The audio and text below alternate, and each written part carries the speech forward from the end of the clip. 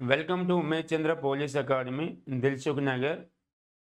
గత ఎన్నో సంవత్సరాలుగా ఎంతోమంది ఎస్ఏ కానిస్టేబుల్ విఆర్ఓలోని తీర్చిదిద్దిన ఘనత Umesh Chandra police academy. My name is Kishore. NST plus Telangana హిస్టరీని గత 20 సంవత్సరాలుగా బోధిస్తున్నాను. ఈరోజు మనం గతంలో జరిగిన ప్రశ్నలు కానీ లేదా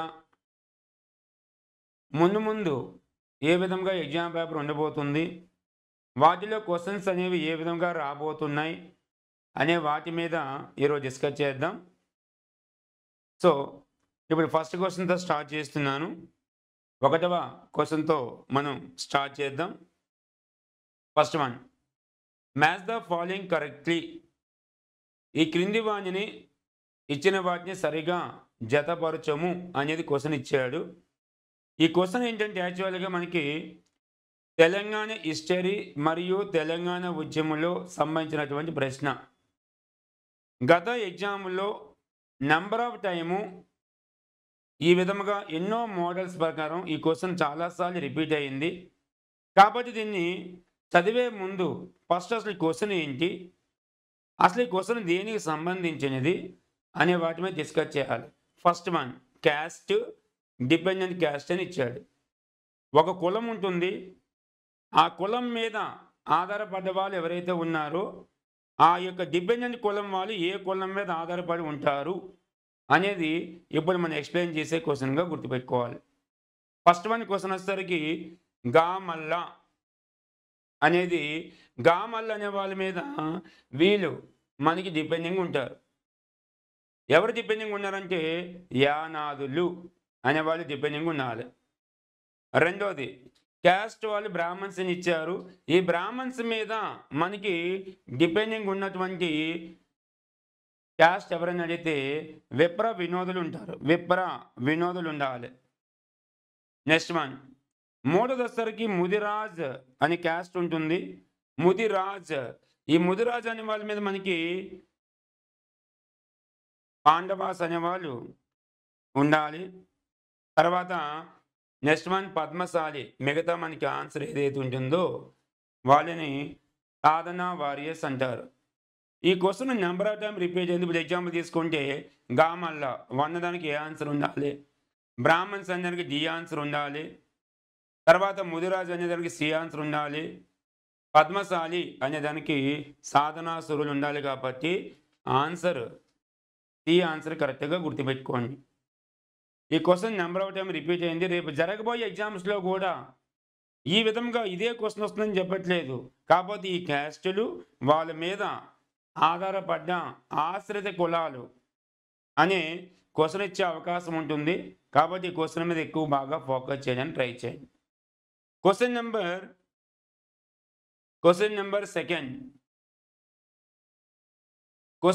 second, identify which of the following is not correct అని ఇచ్చాడు.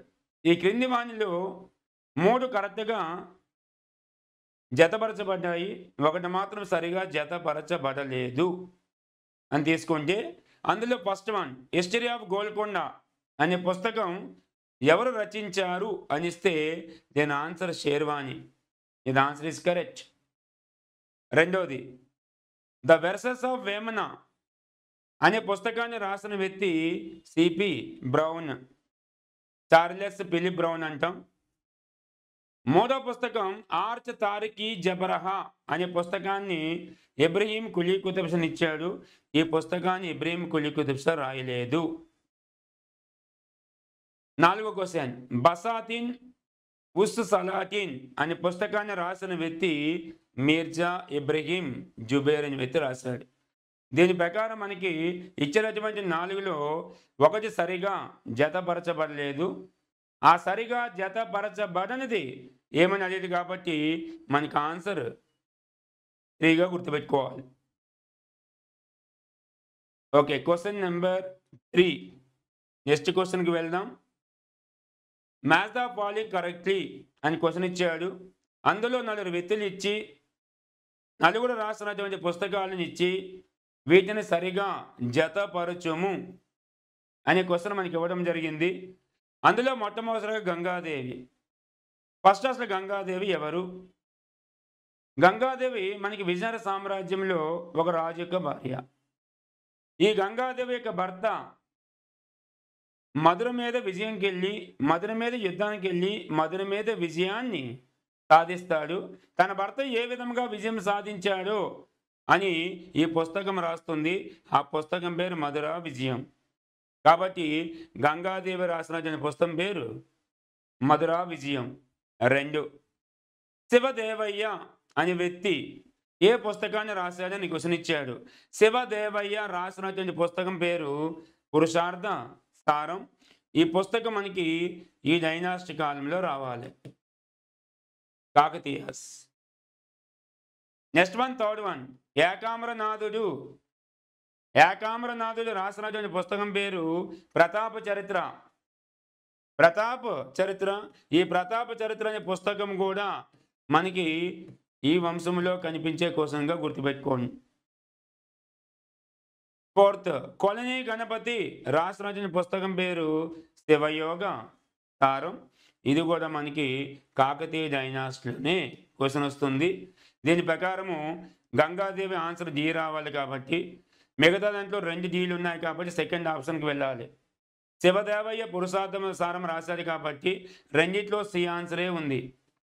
ఏకామ్రనాథుడు ప్రతాప చరిత్ర అంటే 3వ దాంట్లో ఏ ఉండాలి కాబట్టి మనకి ఆప్షన్ సెకండ్ ఆప్షన్గా తీసుకోండి. ఇటీవల కాలంలో జరిగినటువంటి తెలంగాణ గ్రూప్ 1లో మనకి ఇందులో ఇచ్చినటువంటి 2 వ్యక్తుల పేర్లు ఇచ్చాడు. 1 ఏకామ్రనాథుడు, 2 శివదేవయ్య. వీళ్ళిద్దరు రాసిన పుస్తకాలతో పాటు ఇంకొక 2 పుస్తకాలు ఇచ్చి ఈ క్రింది వాడిని సరిగా జతపరచము అనే క్వశ్చన్ ఇంతకుముందు తెలంగాణ గ్రూప్ 1లో అడగడం జరిగింది. కాబట్టి దీనికి ఆన్సర్గా తీసుకుంటే డిసిఏబిగా ఆన్సర్ తీసుకోవచ్చు. ఇది క్వశ్చన్ నెంబర్ 3గా మనం డిస్కస్ చేద్దాం. Next one, question number 4. Question number 4. Question number 4 ఏంటి అని అడిగితే, first one, which of the following are not correctly matched అని ఇచ్చాడు. ఈ క్రింది వాణిలో సరి కానివి అని క్వశ్చన్ ఇచ్చాడు. అసలు క్వశ్చన్ చదివేటప్పుడు ఫస్ట్ ధూళికట్ట, 2వ ప్లేస్ పాసాయి గాము, 3వది బోధనా కృతి లేదా బాధనా కృతి, 4వ పేరు పనిగిరి. అక్కడ సి ప్లేస్లో గీ రావాలి, పనిగిరి. ఇప్పుడు అసలు ఈ 4 ఏంటి సార్ అని అడిగితే, ఈ 4 తెలంగాణ ప్రాంతంలో ఉన్నటువంటి బౌద్ధమత క్షేత్రాలు. బౌద్ధమత క్షేత్రాలు చెప్పుకోవాలి. అందులో మొట్టమొదటిసారిగా వాడు అడిగిన క్వశ్చన్ ఏంటి, ఈ క్రింది మళ్ళీ బౌద్ధ క్షేత్రం ఏ ప్రాంతంలో ఉంది అని క్వశ్చన్ ఇచ్చాడు. దానికి మనం ఆన్సర్ కరెక్ట్ చేసుకోవాలి. అందులో మొట్టమొదటిసారిగా తీసుకున్నప్పుడు ధూళికట్ట అనే ప్లేస్ ఉంటుంది. ఒకప్పుడు కరీంనగర్ జిల్లాలో ఉండాలి, కానీ ప్రస్తుతానికి అది పెద్దపల్లిలో ఉంది. కాబట్టి ఇది రాంగ్ ఆన్సర్. కాబట్టి ధూళికట్ట అనే ప్లేస్కి ఎగ్జాక్ట్ ఆన్సర్ మనం ఏం రాయాలి, పెద్దపల్లి అని ఆన్సర్ రాయాలి. Wrong answer. 2వది పాసాయగాం అనే ప్లేస్ ఇచ్చాడు. ప్రస్తుతానికి పాసాయ ప్లేస్ అనేది కరీంనగర్లో ఉన్నటువంటి బౌద్ధమత క్షేత్రం. కాబట్టి బి ఆన్సర్ అనేది కరెక్ట్గా తీసుకోవాలి. 3వ ఆన్సర్ వచ్చేసరికి బాధనా కృతి లేదా బోధనా కృతి అని ఇచ్చాడు. ఈ బోధనా కృతి అనేది నిర్మల్, ఆన్సర్ కరెక్టే. 4వది పనిగిరి. పనిగిరి అనే ప్లేస్ ప్రస్తుతానికి సూర్యాపేటలో ఉంది, కానీ ఆప్షన్ మనకి ఏమి ఇచ్చాడు, పెద్దపల్లిని ఇచ్చాడు. కాబట్టి ఇది కూడా మనకి రాంగ్ ఆన్సర్. అంటే మీనింగ్ ఏంటి, ఇప్పుడు యాక్చువల్గా 2 ఆప్షన్స్ మాత్రం కరెక్ట్ ఉన్నాయి. ఆ 2 ఆప్షన్స్ ఏంటంటే బి అండ్ సి. కాబట్టి ఆప్షన్ సెకండ్గా తీసుకోవాలి. ఈ క్వశ్చన్ కూడా మనకి నెంబర్ ఆఫ్ టైం మనకి ప్రతి కాంపిటేటివ్ ఎగ్జామ్లో ఈ క్రింది వాటిలో బౌద్ధ క్షేత్రాలు ఇచ్చి ఆ బౌద్ధ క్షేత్రాల ప్రాంతాలు ఏ ప్రాంతానికి సంబంధించినవి ఉన్నాయని క్వశ్చన్ ఇచ్చాడు. కాబట్టి ఈ క్వశ్చన్ మీద కొంచెం బాగా ఫోకస్ చేయండి. నెక్స్ట్ జరగబోయే ఎగ్జామ్స్లో కూడా ఈ క్వశ్చన్ మళ్ళీ రిపీట్ అవ్వచ్చు. ఇవి కాకుండా ఇంకేమైనా బౌద్ధమత క్షేత్రాలు ఉన్నాయా అని అడిగితే ఇంకో 2 క్షేత్రాల పేర్లు చెప్తున్నా. 1 నేలకొండపల్లి. నేలకొండపల్లి అనేది ప్రస్తుతానికి ఖమ్మం జిల్లాలో ఉంది. ఇదే విధంగా తీసుకుంటే ఇంకొక బౌద్ధమత క్షేత్రం జీలకర్ర గూడెం. జీలకర్ర గూడెం అంటారు.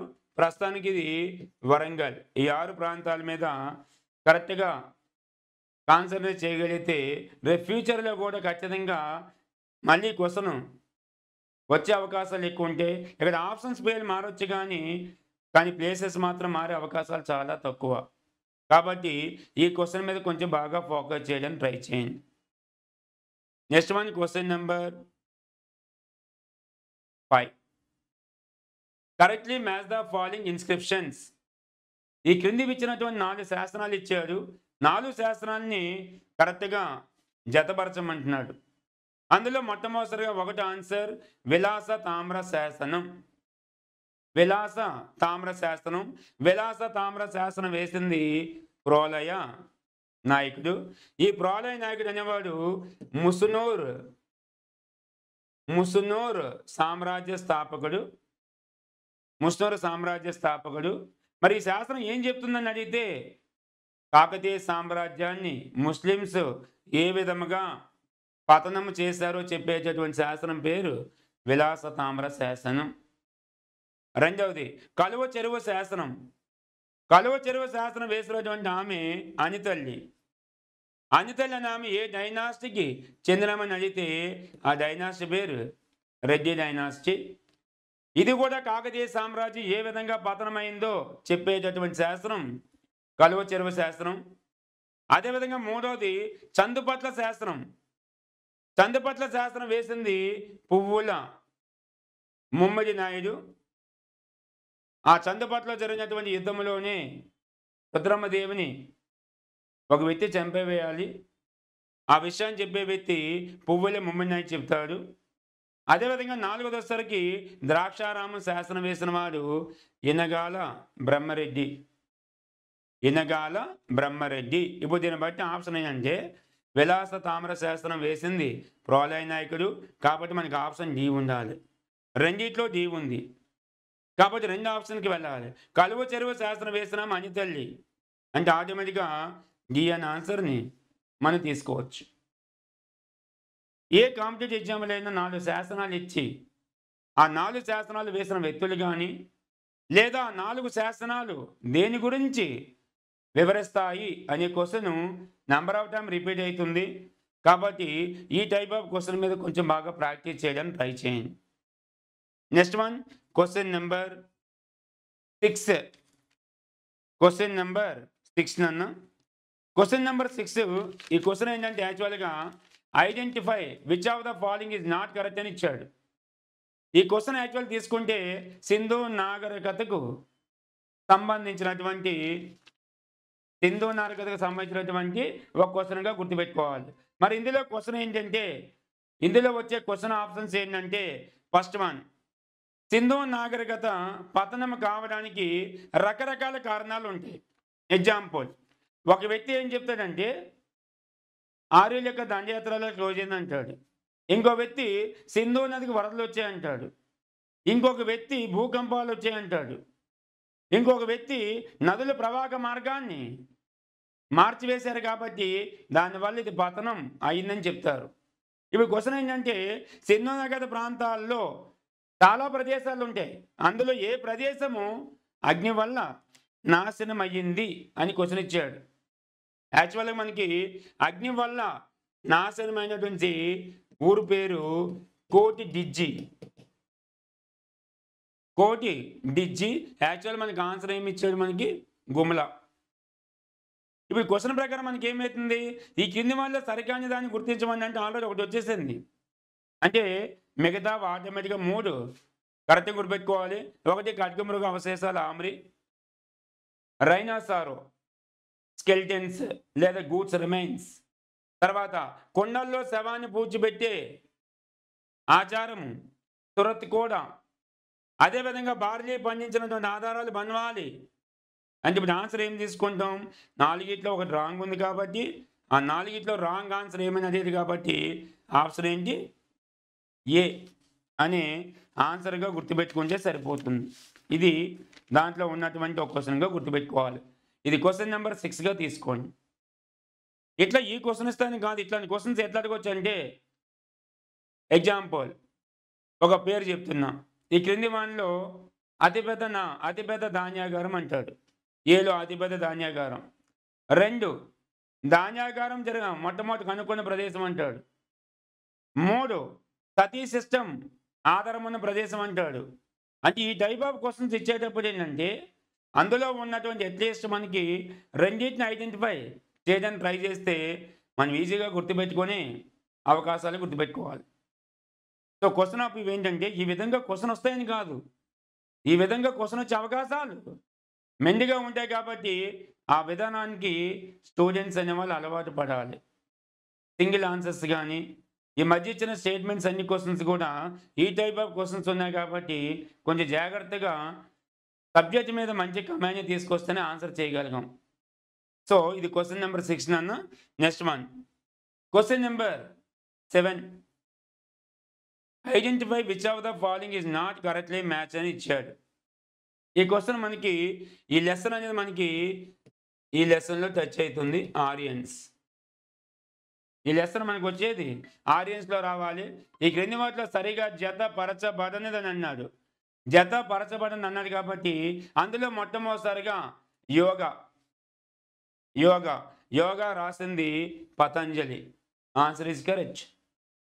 నెక్స్ట్ వన్, న్యాయ రాసింది గౌతముడు. ఇది కూడా మనకి ఆన్సర్ కరెక్టే. నెక్స్ట్ వన్, మూడోది సాంఖ్య రాసిన వాడు కపిలుడు. ఈ 3 ఆన్సర్స్ కరెక్ట్ ఉన్నాయి కాబట్టి 4వ ఆన్సర్ ఆటోమేటిక్గా రాంగ్ అవుతుంది. ఆ ఉత్తర మీమాంస రాసింది జైమిని కాదు. మరి ఎవరు రాశారని అడిగితే ఆ వ్యక్తి పేరు బాదరాయణుడు అనేది దీనికి ఆన్సర్గా రావాలి. కాబట్టి రాంగ్ ఆన్సర్ అదేది కాబట్టి ఆటోమేటిక్గా మనం ఆన్సర్ చేయాల్సింది డి ఆన్సర్గా గుర్తుపెట్టుకోవాలి. పతంజలి రాసినటువంటి ఇంకో పుస్తకం అని అడిగితే మహాభాష్యం. పతంజలి రాసినటువంటి ఇంకో పుస్తకం మహాభాష్యంగా తీసుకోవాలి. ఇది క్వశ్చన్ నెంబర్ 7కి ఆన్సర్గా గుర్తుపెట్టుకోండి. Next one, question number 8, identify the incorrect fair అన్నాడు. అంటే మీనింగ్ ఏంటంటే, ఇండోర్ 2 జతలు కరెక్ట్గా ఇచ్చి 2 జతలు సరిగా ఇవ్వలేదు. మరి క్వశ్చన్ ఏంటి సార్ అని అడిగితే, భారతదేశంలో గిరిజనుల తిరుగుబాటు అనే ఒక చాప్టర్ ఉంటుంది. ఇట్లాంటి వాళ్ళు మనకి మొత్తం టోటల్గా 10-12 మంది ఉంటారు. ఈ క్వశ్చన్ రైట్ చేసేటప్పుడు ఏంటంటే, ఆ తిరుగుబాటు ఎవరు చేశారు, తిరుగుబాటు నాయకుడు ఎవరు, తిరుగుబాటు ఏ రాష్ట్రంలో స్టార్ట్ అయింది, ఆ తిరుగుబాటు జరిగినటువంటి సంవత్సరం గుర్తుపెట్టుకోవడానికి మనం ట్రై చేయాలి. అట్లా చదివితేనే ప్లస్ అవుతుంది. ఓకేనా? ఇప్పుడు ఎగ్జాంపుల్ తీసుకుంటే ఇందులో రైట్ ఆన్సర్ ఏంటి, రాంగ్ ఆన్సర్ ఏంటి అని తీసుకోవడానికి ట్రై చేయాలి. ఫస్ట్ వన్, సంతాలు తిరుగుబాటు అన్నాడు. దీనికి సిద్ధు కనహ అనేవాడు ఆన్సర్ ఈజ్ కరెక్ట్. కోలు తిరుగుబాటు అన్నాడు. బుద్ధో భగత్ అని ఆన్సర్ కరెక్ట్ అన్నా. ఇప్పుడు మిగతా రాంగ్ 2 ఏంటంటే సి అండ్, ఎందుకంటే ఆల్రెడీ పైన అడిగాడు. Below 2 statements which was the not correct అని ఇచ్చాడు. అంటే కింద ఇచ్చినటువంటి 2 కరెక్ట్ కాదు అని ఆన్సర్ తీసుకోగలిగితే సరిపోతుంది. ఎగ్జాంపుల్ తీసుకుంటే కాశీ తిరుగుబాటుకి తిరసింగ్ రావాలి, బిల్లుల తిరుగుబాటుకి సేవారామ రావాలి. కాబట్టి ఆన్సర్ రాంగ్ ఆన్సర్ ఏదంటే సి అండ్ డిగా గుర్తుపెట్టుకోవాలి. ఇది దీంట్లో వచ్చినటువంటి క్వశ్చన్గా గుర్తుపెట్టుకోండి. Next one, question number 9, identity which of the following is incorrect అని ఇచ్చాడు. ఈ క్రింది వాళ్ళు ఏది కరెక్ట్ కాదని ఇచ్చాడు. The Warli rebellion took place in Maharashtra. The బాగాచాయ్ మూమెంట్ లేదా Tebhaga movement begins in Bengal. The Moplah rebellion took place in Kerala. The Sar revolution took place in Karnataka అని 4 స్టేట్మెంట్ ఇచ్చాడు. ఈ క్రింది వాళ్ళలో సరికాని దాన్ని గుర్తించమని ఇచ్చాడు. అదేమిచ్చాడు యాక్చువల్గా, తిరుగుబాటు ఇచ్చి ఆ తిరుగుబాటు ఏ రాష్ట్రంలో ప్రారంభమయ్యని ఇచ్చాడు. యాక్చువల్గా మనం ఎప్పుడు కూడా క్వశ్చన్ ఇట్లా రైట్ చేసేటప్పుడు తిరుగుబాటు ఎక్కడ జరిగింది, తిరుగుబాటు ఏ సంవత్సరంలో జరిగింది, తిరుగుబాటు ఉద్యమాన్ని నడిపిన నాయకుడు ఎవడు, అసలు తిరుగుబాటు జరగడానికి గల కారణాలు చదివేటప్పుడు ఈ విధంగా చదవాలి. ఫస్ట్ వన్ మన క్వశ్చన్ రైట్ చేసుకుందాం. ఫస్ట్ వన్ మళ్ళీ తిరుగుబాటు Maharashtra. Answer is correct. Tebhaga చాయ్ అనేది బెంగాల్లో ప్రారంభమవుతుంది. వాళ్ళ యొక్క నినాదము we want Tebhaga, we want Tebhaga. Next one Moplah తిరుగుబాటు కేరళలో జరిగింది. ఈ 3 కరెక్ట్ కాబట్టి 4 ఆన్సర్కి వెళ్ళాలి.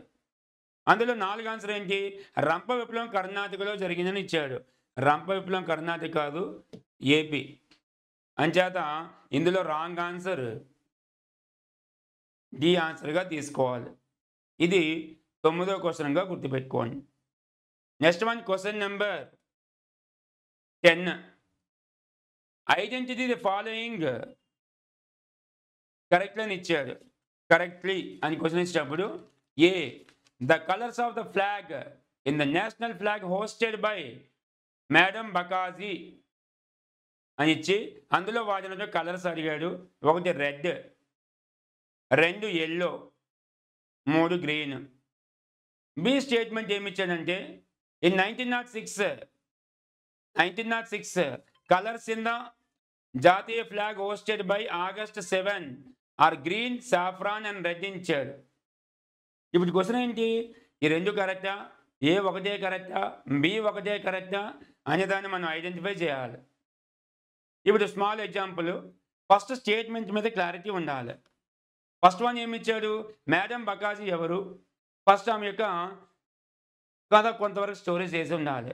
మేడం బకాజీ 1907లో వరల్డ్లో, ప్రపంచంలో, జర్మనీ దేశంలో బెర్లిన్లో ఒక ఇంటర్నేషనల్ మీటింగ్ జరిగితే అక్కడ మన జాతీయ జెండాను ఎగరవేస్తారు.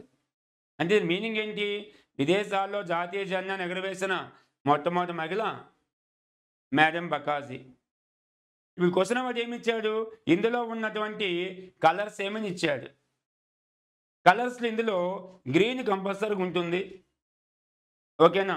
రెడ్ కంపల్సరీగా ఉంటుంది, కానీ ఎల్లో అనేది లేదు. ఆ ఎల్లో ప్లేస్లో మనకి రావాల్సింది సాఫ్రాన్, ఈ కలర్ రావాలి. కాబట్టి ఇది రాంగ్. కాబట్టి అందులో కలర్ లేదు. ఆ ఎల్లో కలర్లో మనం రావాల్సింది సాఫ్రాన్ కలర్ రావాలి. కాబట్టి A statement is wrong? B statement. 1906 మన ఇండియన్ ఫ్లాగ్ August 17న 1906లో ఎగరవేస్తారు. ఆ ఎగరవేసేటప్పుడు మన ఇండియన్ ఫ్లాగ్ యొక్క కలర్ ఏమైనా అడిగాడు 1906 ప్రకారం. ఫస్ట్ వన్ రెడ్ ఉంటుంది, నెక్స్ట్ వన్ వచ్చేసరికి గ్రీన్ ఉంటుంది. ఇందులో సాఫ్రాన్ ఉండదు, ఈ సాఫ్రాన్ ప్లేస్లో మనకు ఉండాల్సిన కలర్ ఎల్లో కలర్ రావాలి. అంటే మీనింగ్ ఏంటి? 2 స్టేట్మెంట్స్ కూడా రాంగే. కాబట్టి మనకి ఆప్షన్ ఏంటంటే ఏబీలు 2 సరికావు అనే ఆన్సర్ మనకి రావాలి.